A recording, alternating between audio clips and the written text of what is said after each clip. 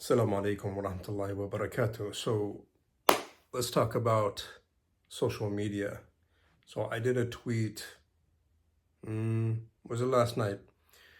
And the scenario was, if you were to be able to go back in time with your cell phone or your iPad or whatever device that you have, and you would go to the Sahaba, and you would say to the Sahaba, here is a device where you can reach billions of people real time. Whatever you type will be seen by millions of people. Well, really everything stays on the internet, so billions and billions of people until the end of time. What would you do if you could go back in time and give this device to the Sahaba? How, if we're always talking about we need to follow the Quran, we need to follow the Sunnah, of Rasulullah sallallahu alaihi wasallam and all of his Sahaba that were around him, how do you think they would react to a cell phone or an iPad and be able to go on social media? Would the Sahaba say, A'udhu Billah, and throw the phone away? Or would they look at it with a great responsibility? Now, although social media isn't ideal in a lot of senses, trust me, I know, how would the Sahabas react? I think, in my opinion, that they would see this as a huge responsibility, in that they could reach so many people with a message of Islam, with the Sunnah of Rasulullah sallallahu alaihi wasallam, and spread Islam all over the world. With that in mind, do you think the Sahabas would, with this great responsibility, with this amazing device where you could reach so many people, do you think that they would take selfies of themselves? Do you think the Sahabiyat would put on makeup on their faces, caked on, so where you could barely recognize if it's really them, and then make videos or take selfies wearing tight clothes and stuff like that? Oh, of course not. Do you think that they would? Do you think the Sahabas would, slide into the DMs of Muslim sisters and say indecent, inappropriate stuff?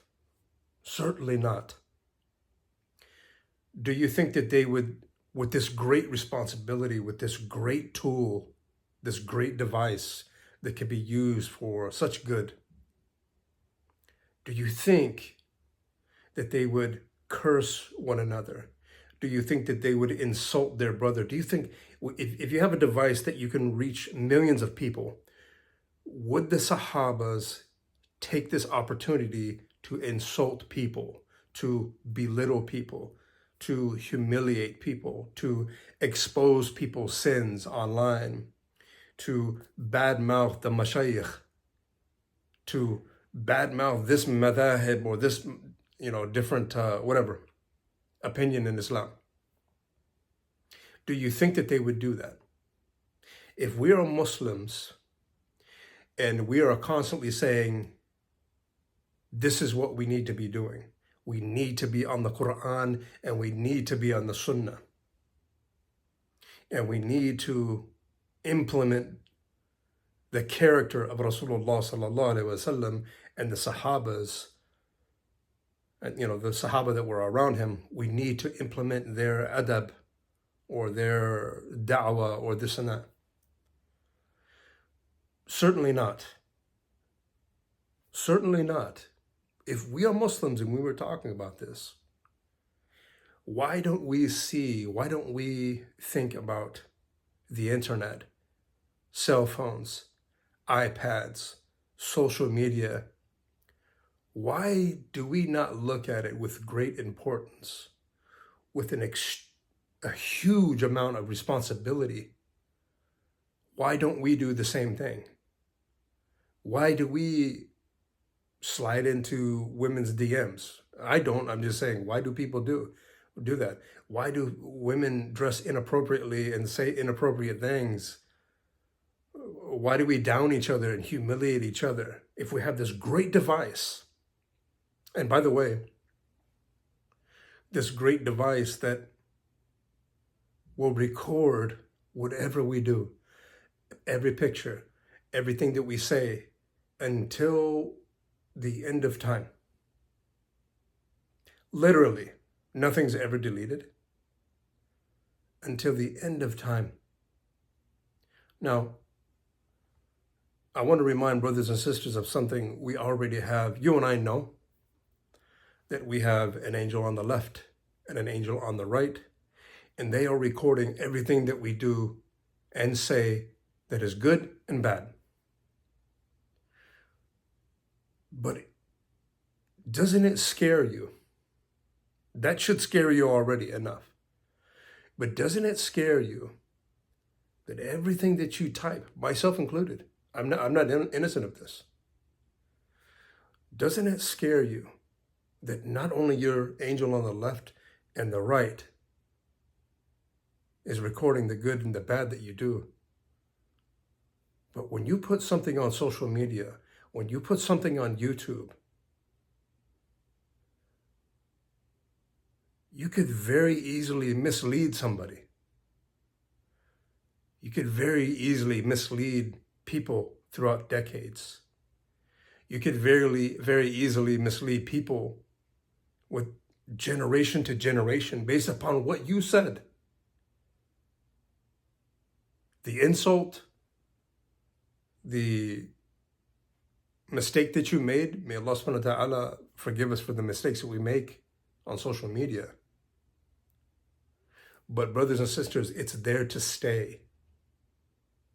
When you are dead, literally, people will be watching your videos, will be reading your tweets. They will be turned into memes, I don't know. People will be watching my video, but I'm in the ground. When I've been in the ground for 100 years, for 200 years, for 300 years, for 400 years, for 500 years, people will hear what I say and they will read what I say. It's not like before the internet. You might have told a friend something and, they were misled by it or something, or you talked behind somebody, behind their back or whatever. You squash it. It doesn't really spread. That harm doesn't really spread. Do you know the amount of pain that you can cause, that we can cause, just by a tweet, just by typing something, just by making a video, just by whatever? The harm that you can do when you make all of your sins public, when you make your education that you didn't get, the misinformation that is espousing from your mouth is misleading people until the end of time, really, until the end of time. I've watched videos of survivors of the Civil War when they were very, very, very old, and they made videos, testimonials of what life was like back then. It's just been remastered, and then somebody loaded it up onto YouTube, and these people are long gone. But we can still hear what they say. We can still get kind of a picture of how life was back then. So my question to you, brothers and sisters, is how are you painting your picture?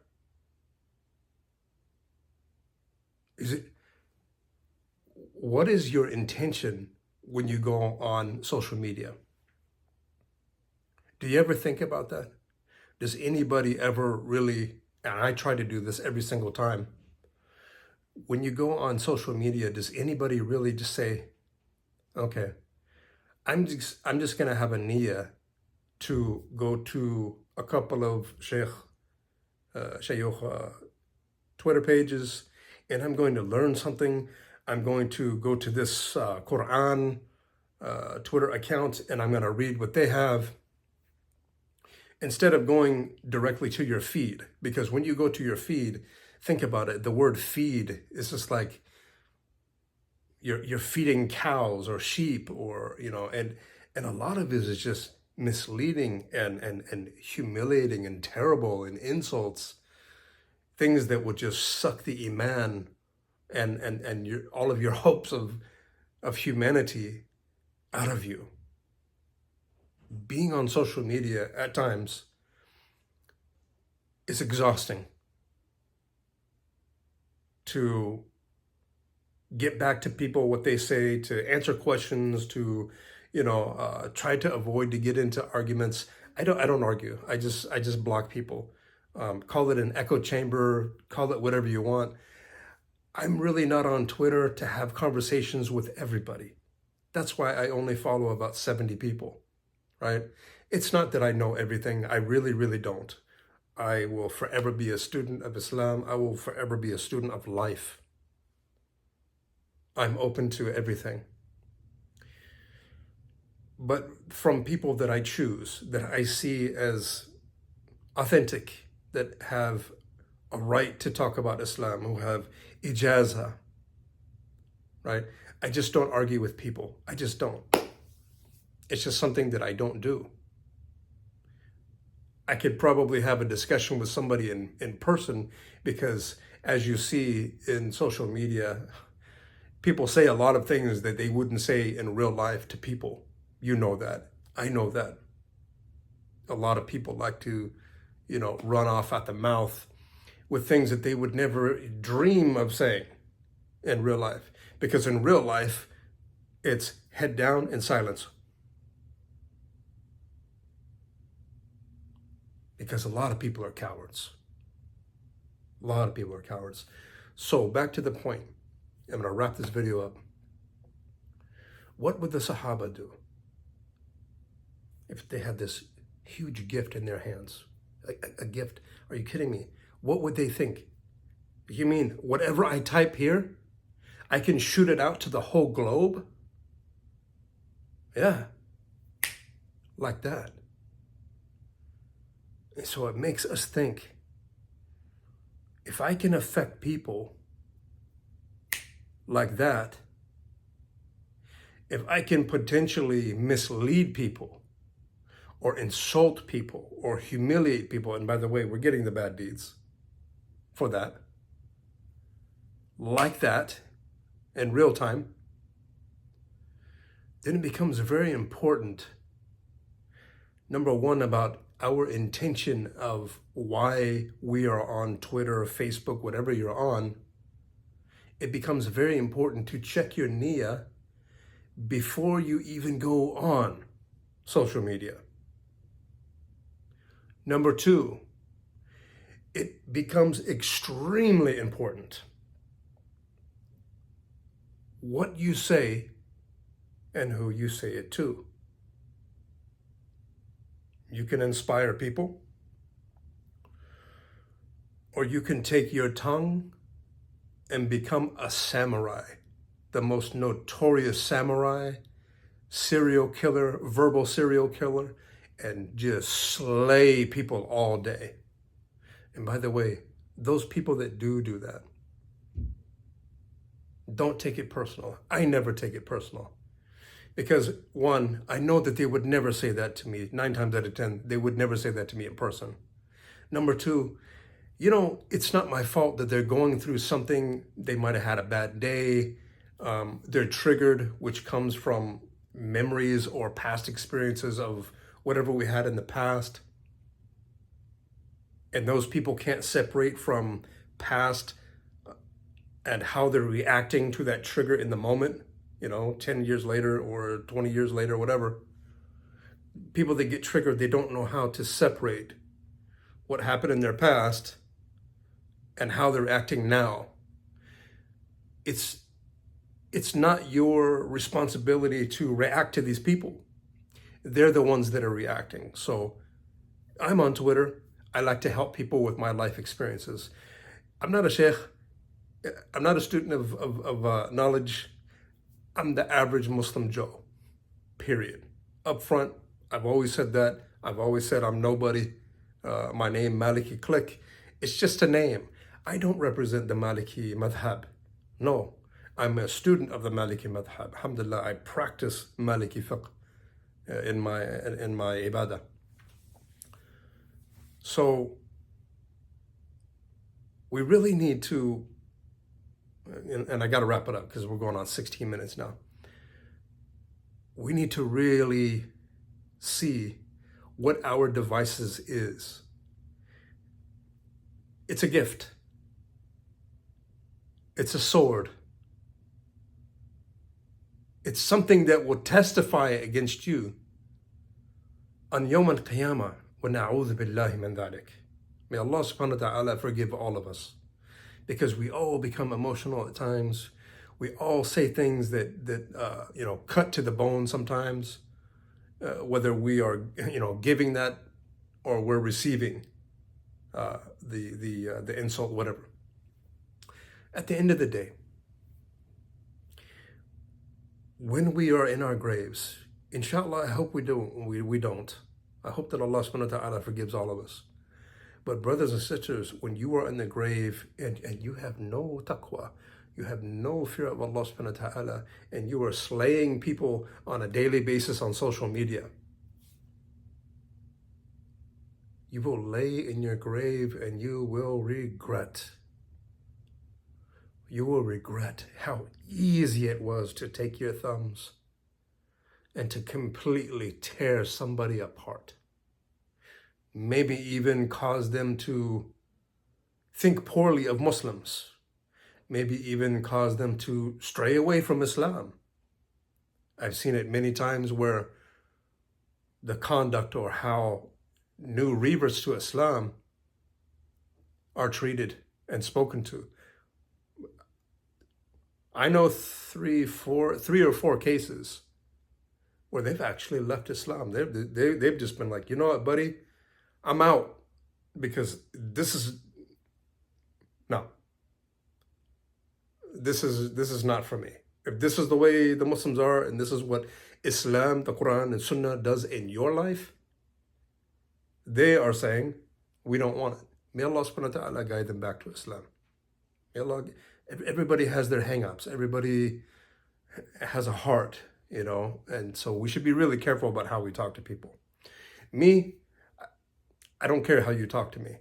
I have a niyyah, and I am on Twitter, and I am on Twitter for a reason, to help who I can, to learn from who I trust, and to leave this earth with some barakah, and with Allah subhanahu wa ta'ala being pleased with me.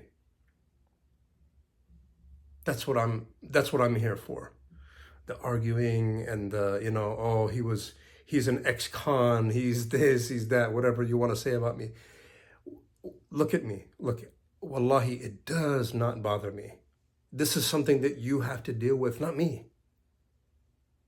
I've been in the military, I've been in prison, the friends that I have, we always, go back and forth and give each other a bad time. I have the thickest of skin. It doesn't bother me. But what I'm worried about is you. I'm worried about your account. I'm worried about your account with Allah subhanahu wa ta'ala. I don't want you to suffer or have to deal with that because of me. I'm nobody. I'm just a Muslim amongst the Muslims. I'm nobody. Right?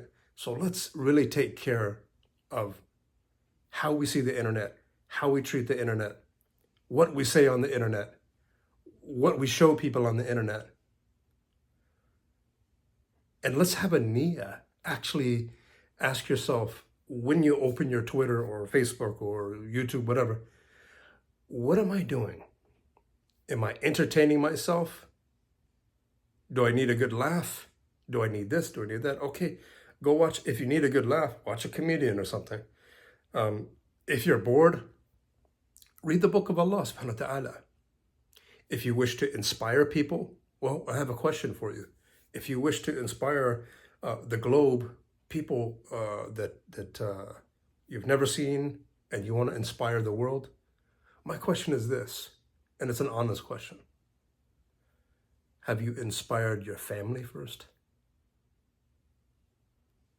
Have you given the right to your family first? Have you inspired your family first?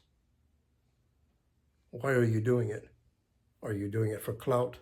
Are you doing it for so people will say, wow, that woman, that man, that whatever, he's a good Muslim. May Allah subhanahu wa ta'ala save us from kibr and arrogance and thinking highly of ourselves when we're nothing. All of us. We're clay, we're water, we're words, we're time. We are all rotting right now, literally rotting. And we will rot in our graves. We were born to die. We have a shelf life. And this can really get us in trouble. This now, it used to be only this that got us in trouble. Now this and this gets us in trouble. Now taking pictures, indecent pictures, can get us into trouble with Allah subhanahu wa ta'ala. Think about that. Now there's more ways to get the displeasure of Allah subhanahu wa ta'ala. May Allah protect us. That's all I have to say.